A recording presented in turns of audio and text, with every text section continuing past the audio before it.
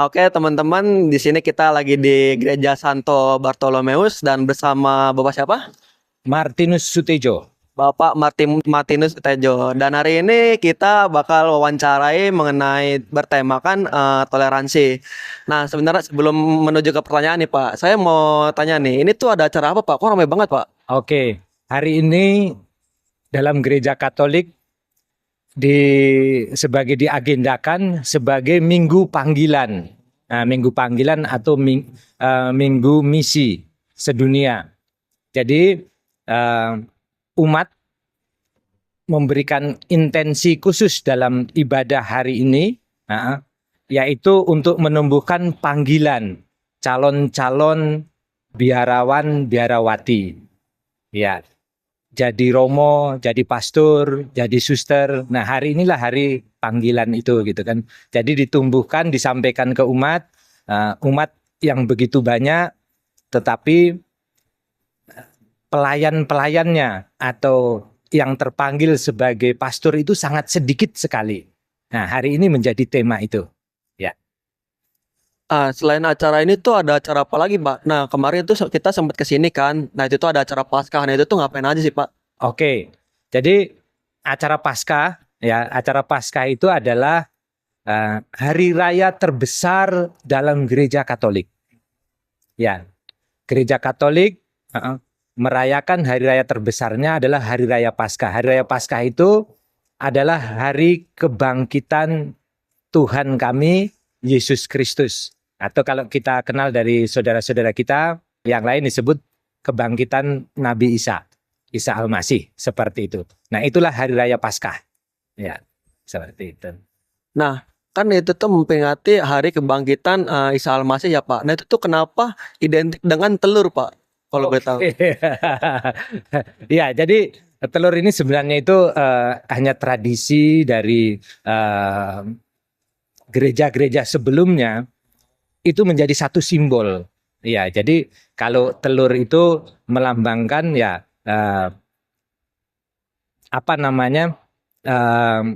cikal bakal generasi baru kan gitu ya. Jadi dia memecahkan cangkangnya, dia mampu memecahkan cangkangnya, kemudian dia akan hidup tumbuh seperti itu. Kalau dia tidak bisa memecahkan cangkangnya, dia akan tetap jadi telur, ya menjadi telur busuk nantinya kan begitu. Nah, itu menjadi satu simbol, jadi simbol. Kemudian itu ada di Romawi dulu, budaya-budaya seperti itu, sehingga dihubung-hubungkan bahwa kebangkitan Kristus atau Paskah itu menjadi disimbolkan dengan telur. Jadi Yesus yang bangkit dari kematian, Nabi Isa yang bangkit dari kematian, dengan jiwa raganya itu dibangkitkan kembali seperti telur tadi itu kan gitu kan. Nah, itu memaknainya dengan sangat sederhana, dan itu biasa menjadi satu agenda-agenda kegiatan-kegiatan untuk anak-anak. Jadi anak-anak itu lebih maknai Paskah, ada telur Paskah gitu kan ya gitu. Seperti itu. Simple saja gitu kan. Iya. Jadi lumayan cukup menarik ya teman-teman. Sekarang langsung aja ke pertanyaannya Pak. Silakan, apa pertanyaannya? Bagaimana gereja Anda mengajarkan nilai-nilai toleransi kepada jemaatnya? Iya. Jadi gereja Kristen Katolik itu artinya gereja Kristen yang umum. Katolik itu artinya umum. Ya, umum. Nah, dalam sejarahnya ya Katolik itu sangat terbuka terhadap masyarakat, sangat terbuka terhadap agama-agama lain. Ya, seperti itu. Itulah artinya umum. Di dalam Katolik sini, dalam sejarah gerejanya sempat terjadi, mungkin pernah dengar namanya Protestan. Itu diprotes ya, mereka memisahkan diri ya, seperti itu. Jadi dimanapun itu gereja Katolik adalah gereja yang terbuka untuk semua orang boleh datang. Iya, Pak, saya bukan Katolik, boleh nggak datang masuk ke gereja Bapak? Welcome, datang silahkan. Jadi gereja kami adalah gereja yang terbuka, gereja Katolik yang universal seperti itu. Mau agama apa saja mau datang, mau melihat, mau berdoa, syukur-syukur, itu welcome. Seperti itu. Nah, tuh teman-teman, berarti kita juga bisa ke gereja, nggak cuma mereka aja. Kalau mau main gasken lah, barangkali ada temennya kan mau nemenin. Nah, terus Husin, pertanyaan selanjutnya apa tuh? apakah gereja Anda pernah terlibat dalam kegiatan lintas agama? Jika iya, bisa ceritakan pengalamannya? Ya, kebetulan saya di sini menangani hubungan lintas agama. Ya, menangani hubungan lintas agama. Jadi selama 6 tahun terakhir ini, ya, kepemimpinan saya berusaha terus bersama RT setempat. Ya, tokoh-tokoh masyarakat, para kiai, para pesantren. Nah, saya bisa menjadi gambarkan langkah saya jadi radius 1 kilo dari gereja. Nah, radius 1 kilo dari gereja itu saya sebut ring 1 yang harus kita care terhadap warga masyarakat, terhadap masjid-masjid yang ada, terhadap pura-pura yang ada di sekitar sini, tempat ibadah yang lain. Itu kami care, kami bangun relasi. Pimpinan-pimpinannya kami bangun relasi. Kami sebagai bagian dari warga, ya, RT setempat, bagian dari warga kecamatan, ya, bagian dari satu kota Bekasi.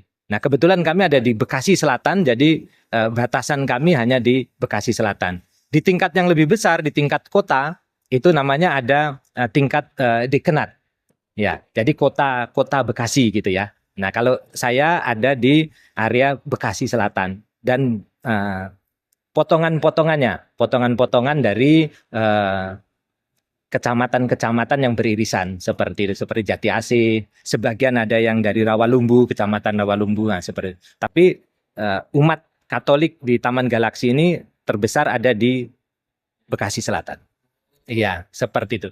Jadi kegiatan kami dengan tokoh-tokoh agama, ya, kami membuat satu kegiatan bersama seperti buka puasa bersama. Ya, buka puasa bersama kita lakukan dengan masjid sekitar. Ya, kami tahun ini atau 1 tahun ini ada 2 masjid bersama DKM setempat. Ya, seperti itu. Jadi nanti pimpinan kami, romo kami, pastor kami hadir juga di situ. Nah, setelah itu kita lihat kira-kira kita mau buka puasa bersama atau halal bihalal gitu kan. Nah, kita tinggal cari waktu yang enak. Ya, kami bisanya halal bihalal. Oke, kita bikin sama-sama di situ. Nah, itu tahun ini kami udah 2 kali bikin. Nah, di tahun ini ya, tahun ini habis lebaran ini kami sudah 2 kali. Nah, kemudian kami juga pada saat menjelang lebaran, kami melakukan namanya santunan anak yatim. Ya, anak yatim dan duafa gitu ya. Bekerja sama dengan DKM. Ya, jadi dikumpulkan di DKM ini ada berapa anak yatimnya. Nah, kemudian kami menggalang dana dari umat Katolik. Kami punya kegiatan ini, mereka berbondong-bondong memberikan ke gereja, kemudian itu kami salurkan bersama. Seperti itu. Iya. Oh, ternyata ada acara buka bersama juga, teman-teman. Baru tahu tuh. Nah, Husin, pertanyaan selanjutnya tuh apa tuh? Apa pesan Anda kepada generasi muda agar mereka bisa menjadi agen toleransi di lingkungannya? Oke, ini pertanyaan yang sangat bagus. Satu kegiatan itu saya lakukan di sini 1 tahun hanya sekali. Mengenalkan anak-anak muda, remaja di gereja kami melakukan kunjungan ke 6 rumah ibadah. Setiap tahun kami lakukan itu. Jadi kami bekerja sama dengan pesantren, kerjasama dengan pura, kerjasama lingkupnya kota Bekasi, kemudian lingkupnya ya sampai.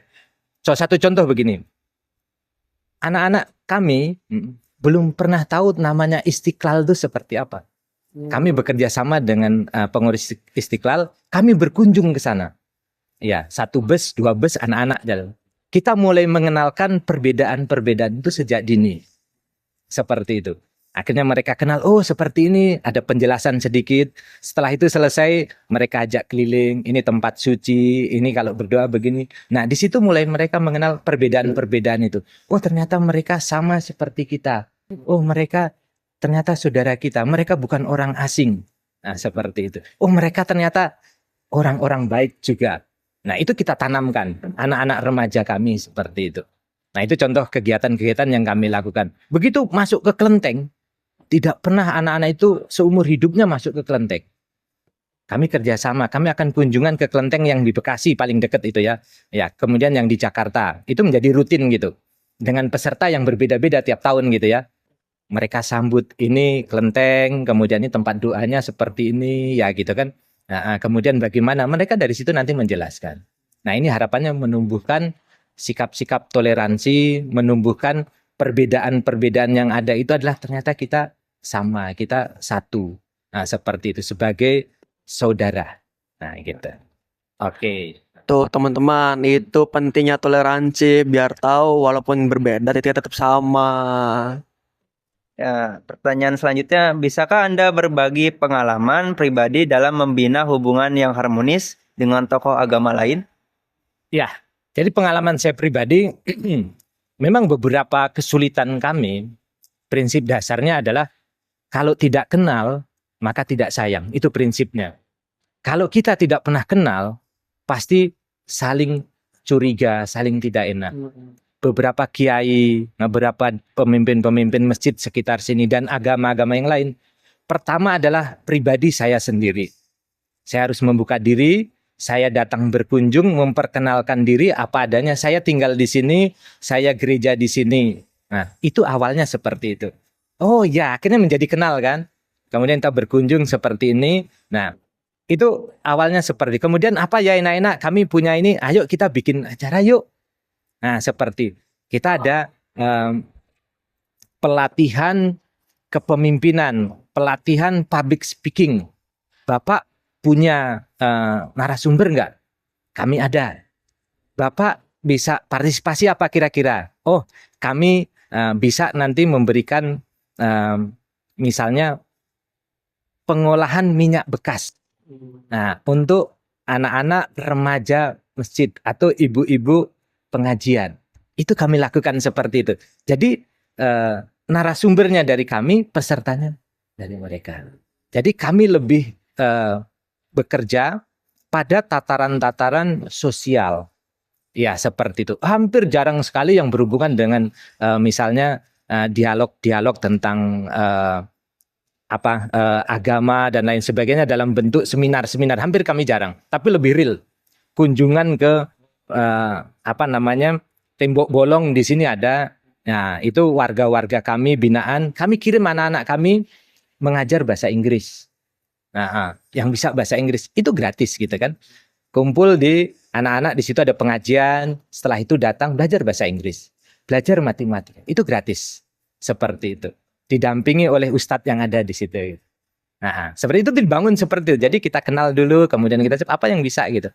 Nah, akhirnya Bartolomeus ini menghimpun gereja-gereja yang ada di sini. Di sekitar sini itu ada 10 gereja. Nah, kami sebagai motornya untuk mengumpulkan mereka, ayo kita gereja di sini tidak boleh ya hanya di kandang gitu. Kita harus membaur ke masyarakat melalui karya-karya sosial. Ya. Jadi ada beberapa di sini juga warga ya atas permintaan RT setempat, DKM setempat seperti itu, tolong dibantu untuk santunan misalnya sandang pangan. Ya, nggak apa-apa. Seperti itu. Dan sampai hari ini gereja kami sudah 29 tahun. Ya, itu merubah kemudian menjadi Katolik itu tidak pernah ada. Dalam sejarahnya tidak ada. Kadang-kadang kami beri kemudian menjadi Katolik nggak ada. Nah, justru hubungan kami semakin akrab. Mereka tumbuh lebih baik lagi. Barangkali seperti itu ya. Nah, Tuh teman-teman, pentingnya menjalin hubungan juga dicatat itu harus.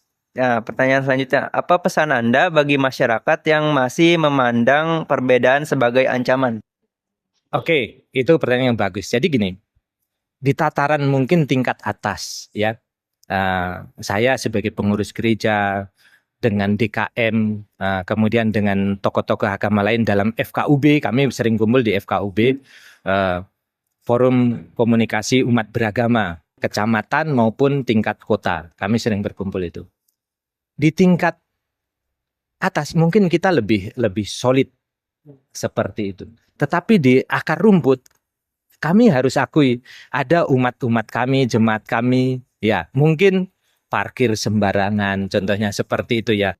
Nutupin gereja lain, mungkin bertetangga di situ sebelahnya ada pengajian, mungkin mereka malah muter tape atau musik yang kencang, mereka tidak ini. Ya itu tantangan-tantangan kami menyadarkan umat kami juga seperti Seperti jadi tidak gampang gitu kan.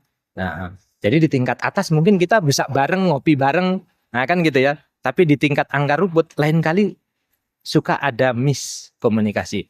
Nah, berbeda seperti itu. Mereka ibadah-ibadah di lingkungan, ya seperti kan ada ibadah lingkungan juga.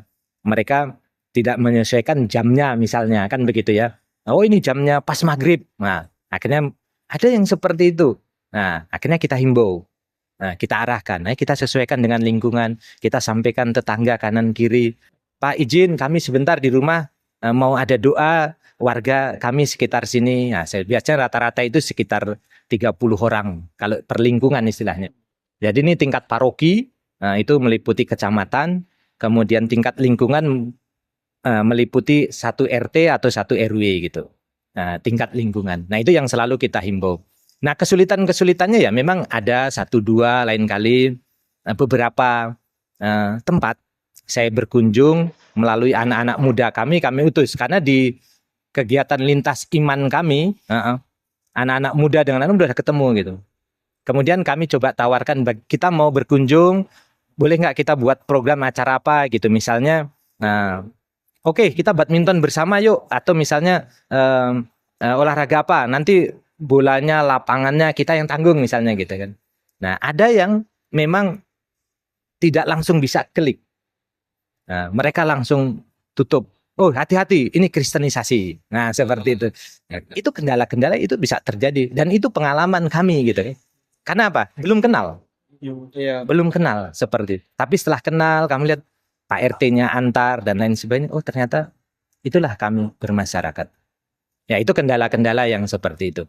Nah, itu aja mungkin ya. Nah, jadi teman-teman seperti itu. Jadi jangan cuma diingetin dari orang lain, tapi kita juga harus sadar bahwa toleransi itu sepenting itu loh. Nah, ini untuk pertanyaan terakhir. Bagaimana Anda melihat hubungan antar umat beragama di Indonesia saat ini? Ya, secara keseluruhan kita harus akui bahwa hubungan antar umat beragama di setiap daerah itu belum merata semua. Iya. Kita berharap Kota Bekasi ya dengan kepemimpinan FKUB-nya Bapak Haji Abdul Manan ya, kita berharap kemarin tahun 2024 ini kita bisa dapat Kota Bekasi kota toleran nomor 1. Harapannya itu. Jadi kami bersama tokoh-tokoh lintas agama di tingkat Bekasi kota berusaha membangun itu. Jangan sampai ada konflik. Jangan sampai ada letupan-letupan itu.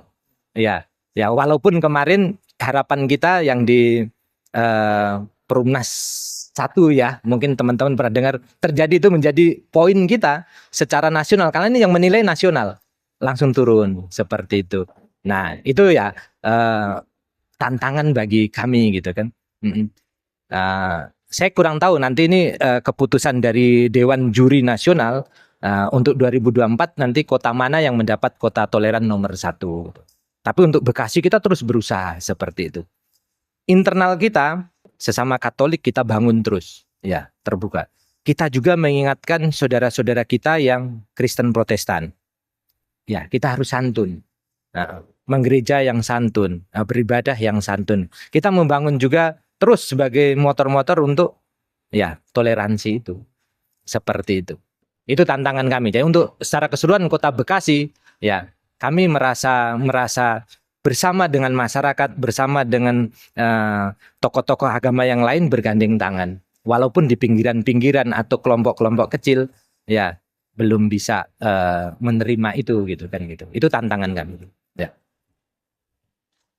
Jadi kesimpulan teman-teman, jadi mereka nggak cuma menjalani kegiatan agamanya aja, tapi mencoba merangkul juga, merangkul kita juga, dan kitanya juga jangan jangan membeda-bedakan lah. Dan intinya toleransi sepenting itu. Jadi kita jangan seakan-akan tutup mata dan tutup telinga dengan uluran tangan yang mereka ulurkan seperti itu, guys. Dan mereka juga sampai sekarang pun masih mencoba untuk merangkul kita loh. Jadi barangkali teman-teman yang punya teman gitu, yang punya teman yang beda agama, boleh banget main nih ke gereja nih. Barangkali cuma buat mampir kan, atau enggak buat nungguin temen yang lagi beribadah, oke banget. Nah, jadi itu aja Pak pertanyaan terakhir Pak. Terima kasih untuk hari ini.